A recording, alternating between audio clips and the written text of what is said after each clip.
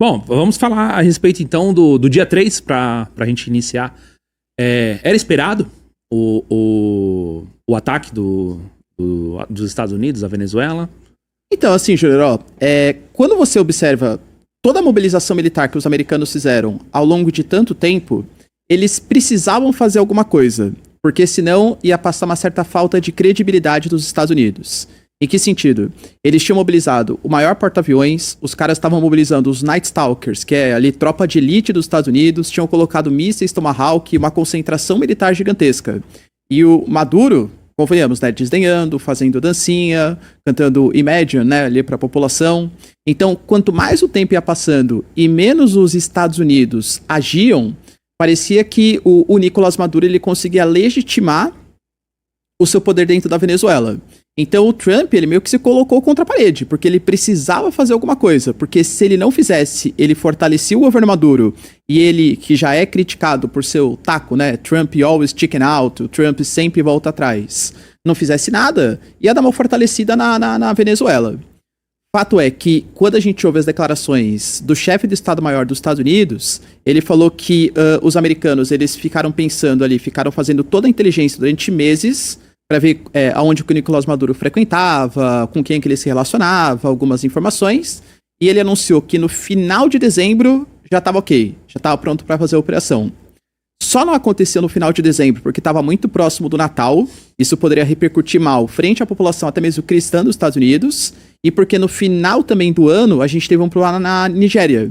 A Nigéria teve a atuação do ISIS, tá? Os americanos fizeram ataque também no norte da Nigéria contra grupos jihadistas que estavam perseguindo cristãos e outros grupos islâmicos. Verdade. E também, segundo o próprio chefe do Estado-Maior, quando a gente fala da região de Caracas, do ponto de vista do sítio ali urbano, características físicas, não é tão simples.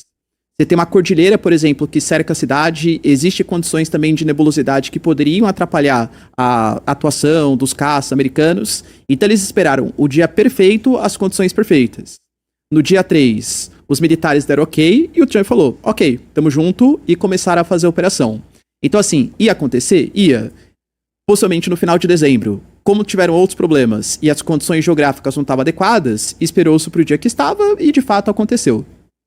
Vamos pensar então no formato, né? Já que você está falando assim, tudo foi planejado, tudo foi muito bem estruturado para poder ser efetivo esse ataque, né?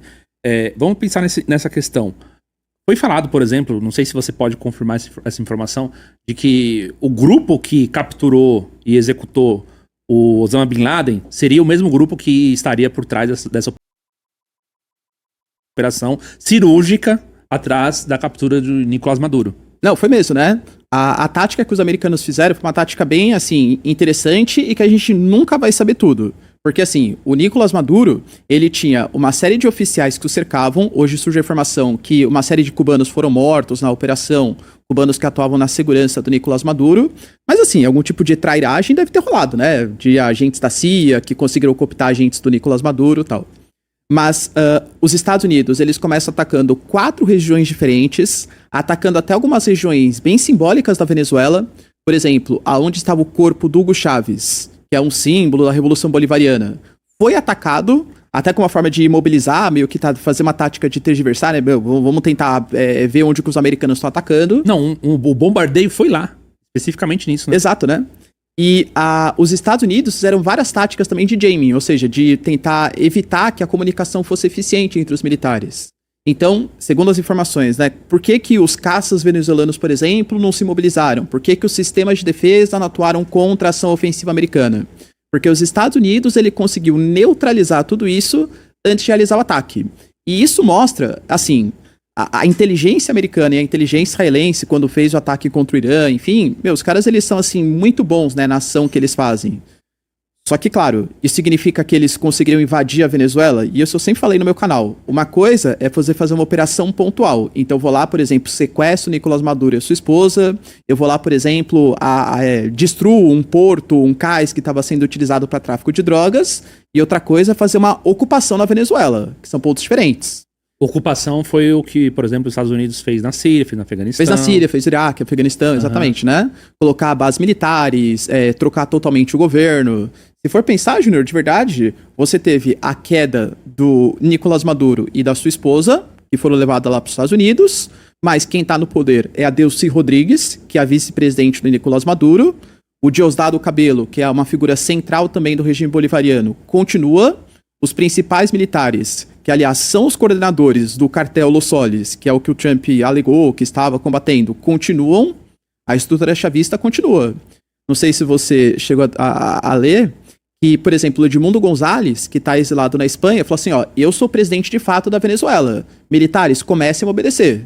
Eu não vi um posicionamento de nenhuma figura importante central dos Estados Unidos apoiando Edmundo González. E, teoricamente, Edmundo González é reconhecido como presidente oficial da Venezuela.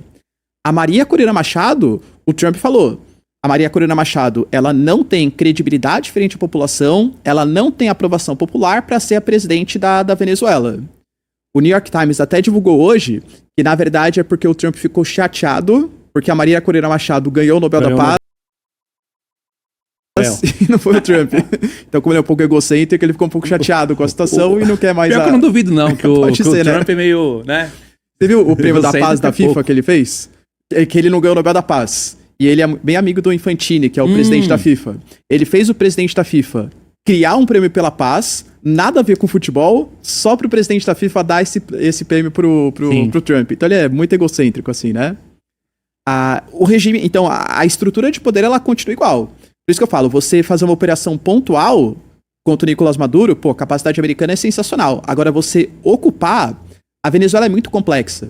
A gente tá falando de centros urbanos altamente povoados, a gente tá falando de regiões com grandes cordilheiras montanhosas que atrapalham uma possível incursão. Tem a floresta amazônica, que também tem um espaço densamente, uma guerrilha ou florestal, uma guerrilha urbana muito difícil de ser ocupado. Fora que o aparato militar, ele tá completamente cooptado pelo chavismo, pelo bolivarianismo, e você tem a atuação de outras milícias também. O Exército de Libertação Nacional, algumas dissidência das Farc também atuando.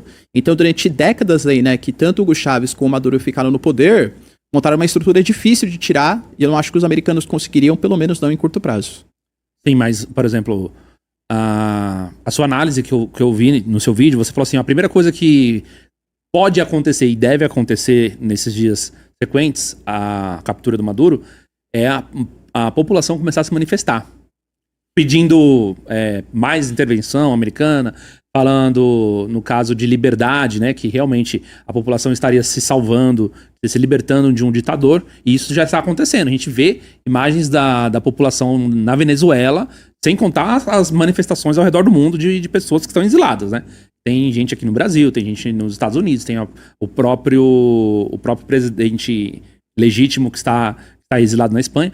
E eles estão falando a respeito disso, né? Do quanto a captura do Nicolás Maduro já é um ato simbólico de liberdade, né? Que a liberdade começou a reinar. Então, mas ó, quando você pega os protestos, de fato eles estão acontecendo, mas eles não estão sendo reprimidos de maneira violenta pelo governo pelo governo da Delcy Rodrigues, pelo menos até o momento. O que a gente tem é os Estados Unidos reconhecendo. O Marco Rubio falou isso hoje, né? Que é o secretário de Estado.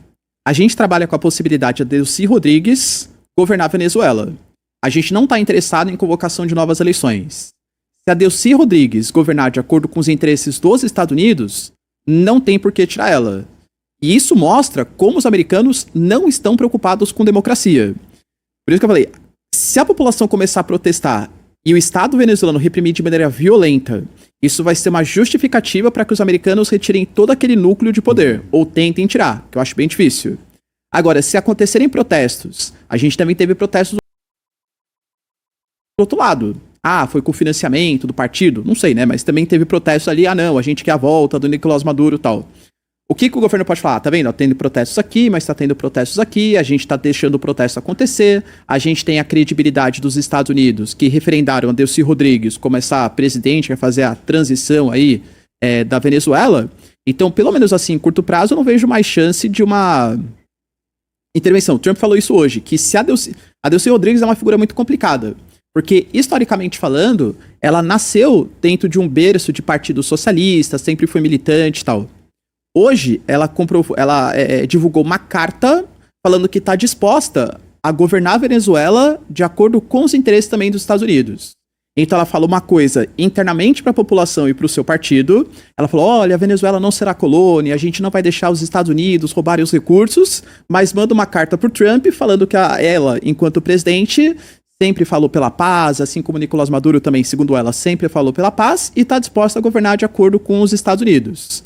Então, assim, enquanto a Delcy Rodrigues representar os interesses americanos, acho que nem tem sentido para os Estados Unidos tirar ela enquanto governante. Os americanos não querem a democracia em nenhum lugar. Eles não querem, tanto que se o objetivo fosse democracia, eles já tinham retirado os governos aliados como da Turquia, como da Arábia Saudita, como do Iêmen. Se o objetivo fosse combate ao narcotráfico, existem outros países que são muito piores. O México é muito pior, a Colômbia nem se fala, o Peru, o Equador. O Equador, por exemplo, principalmente pós-2019, o Equador virou também um centro de comércio ali de entorpecentes. E você não vê posicionamentos enfáticos contra o narcotráfico nesses países. Então o objetivo é muito claro. Tanto a questão do petróleo, mas principalmente reduzir a influência chinesa na América Latina.